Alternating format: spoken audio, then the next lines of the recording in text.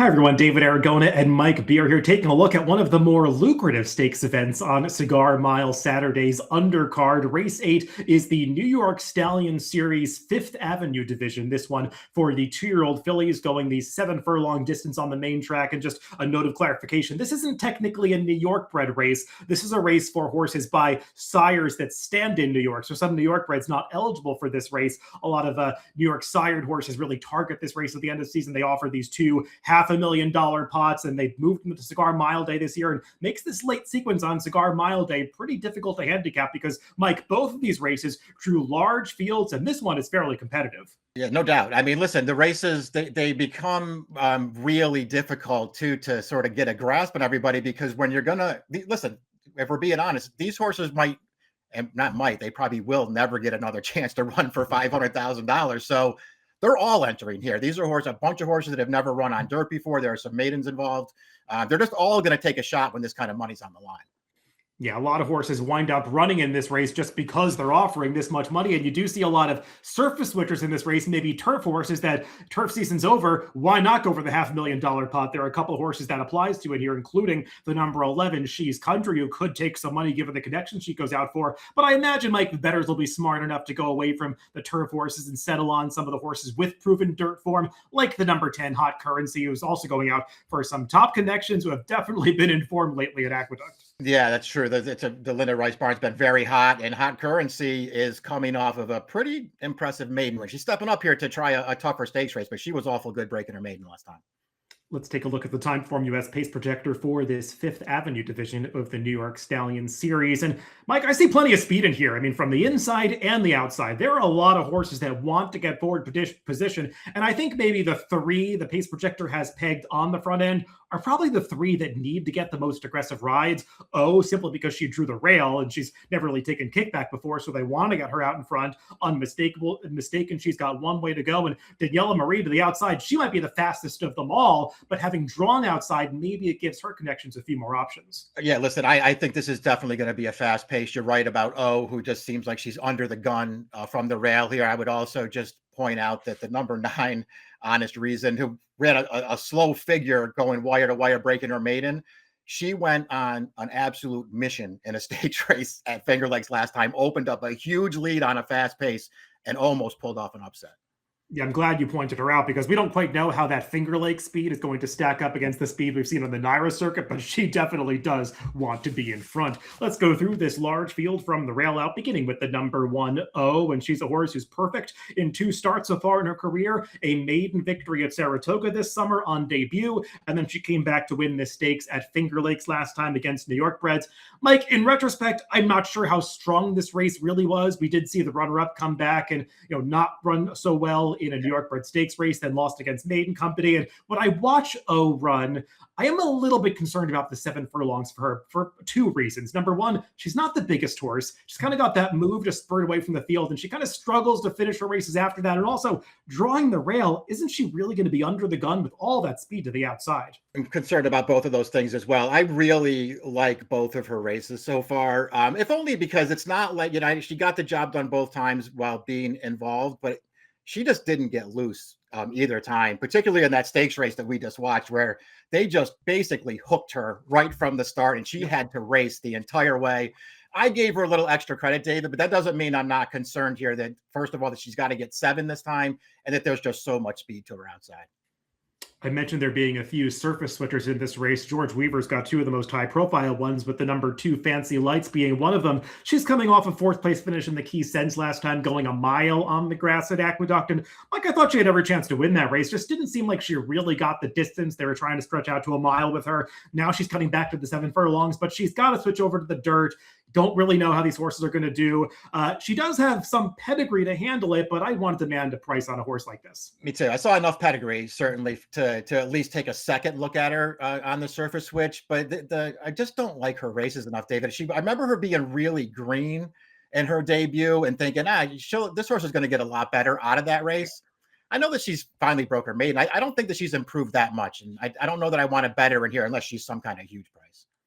The number 3 Galilean's girl is one of the Finger Lake shippers coming in here, and she really doesn't have the credentials to be competitive in a spot like this, given the fields that she's faced. She hasn't been lined up against the toughest maiden groups at Finger Lakes, and she got the job done last time. I know the comment line says that she was drifting out badly through the stretch. I wouldn't say she was drifting badly. She drifted a little bit, but I just didn't see anything in her replays, Mike, that made me that interested in taking her in this spot. Me either, especially when you note that her, the way that she broke her maiden last time. And listen, it was a maiden race where she was one of the favorites in there, but they just got really aggressive with her there. She basically dueled that pace the entire way and prevailed. It was, a decent effort, but I don't know how much it translates to a race like this one.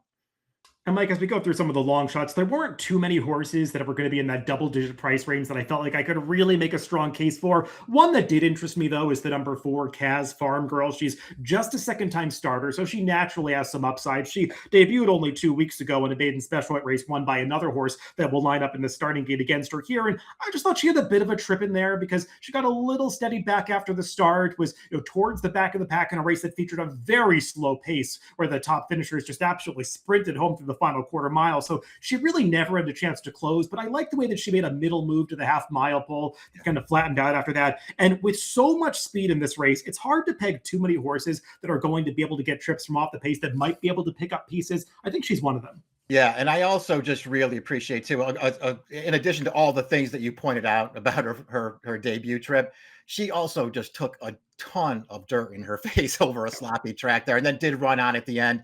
And she's also got one of the better pedigrees here to get better with more distance.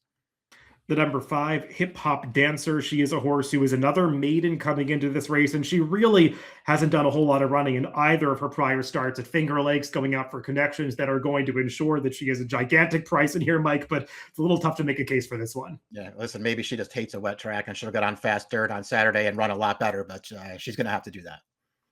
The number 6, Greyjoy, is another one of those horses making the switch from turf to dirt for the first time. And I like the way that she's progressed from start to start. It feels like she's gotten a little better each time. She just broke her maiden by a head in a hard-fought decision last time, going 6 furlongs on the grass. And there's a little pedigree to handle the dirt, Mike, but I feel like she would have to improve switching over to this surface. Improve a lot. I'm with you on that. I mean, I feel like maybe she'll get the right trip in here if she handles dirt, maybe somewhere away from a really fast pace. I just felt like, David, when she broke her maiden last time, it was a fine performance, but it was like more game than anything else. I don't think she did anything special in there. She's gonna have to run a lot better on dirt. A horse that was actually beaten by Greyjoy in that turf maiden victory was the number 7 Unmistaken. And this is a horse that was making her debut that day. She showed good speed, faded a little bit at the end to get run down by Greyjoy. She came back after that, was entered for turf, got reined off the grass. They stayed in. Mike, I'm sure you remember handicapping that race. That was a very hungry field once it came off the turf, and she was able to get the job done wiring the field. I think she could struggle against a field of dirt meant horses this time. It feels like, yeah, it's another horse who just so far has wanted to be involved right from the start, and that may not work. And she's another one, David, who took, in both of her starts, even the turf race, took a lot of pressure on the lead both times, and she stayed very gamely in both of those races, but she's going to have to get a lot faster, and she's going to be taking pressure from better horses this time. The number 8, Braver Than You Believe, she won her debut just 2 weeks ago at Aqueduct. We'll take a look at the stretch run of that race, and this was the other race that Kaz Farm Girl's coming out of. She's in the red silks towards the back of the pack, but Braver Than You Believe, Mike, she was just very professional for a first-time starter. Drawing outside obviously helped because she never had to deal with kickback or anything of the sort, and while she was forward every step of the way, she didn't strike me watching this replay like the kind of horse that's going to be upset if they have to take her back a little bit further off the pace, because she did rate off a pretty slow pace and showed a nice turn of foot in the stretch to kick home and hold off a more experienced, heavily favored rival. So did a lot of things well. And John Ortiz, I think you have to respect everything that he's been sending out lately at Aqueduct. I agree. I just like the way that she did it first time out, because even though she was on top of a pretty slow pace, she was super handy in that race. And Santana rode her with a ton of confidence until they got into the stretch of that race. Then he set her down and she went about her business in there. I liked her debut. I think she could even run a little bit better with that experience behind her. The number 9, Honest Reason horse, Mike pointed out earlier with regard to the pace projector, is likely to be involved early if she brings that Finger Lake speed to Aqueduct. And I mean, as you said, Mike, she was a total runoff last time in that stakes at Finger Lakes and looked like she was sure to win that race at the 8th Bowl. Did end up getting reeled in over the 6 furlong distance. And it's got to give you some pause as you try to make her get the 7 furlongs here. Yeah, it's just not going to work in this race. I really appreciate what her rider did last time. She was a total outsider in that field, the longest shot on the board by far.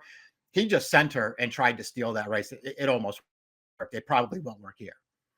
The number 10, Hot Currency. I think she could go favorite in here, given the barn that she goes out for and the fact that she's ridden by Flavia Pratt, even though she's just another one coming off a maiden race. But we'll take a look at the replay, Mike. Her maiden victory was pretty impressive. She's a horse who had taken money in both starts to start off her career.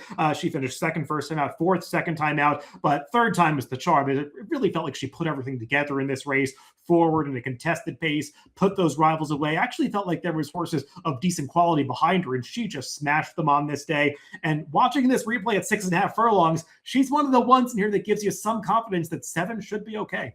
Yeah, that's probably the thing I like most about that performance is that the last eighth of a mile in particular, she just ran away from those horses and looked like she was going to keep going after the wire. And they're just a really big move forward. And I don't think, it might look like she really jumped up. I don't think that she ran poorly at all 2 starts back where, she was just put on the chase against a horse who, just better than her and who's better than anything in this field too.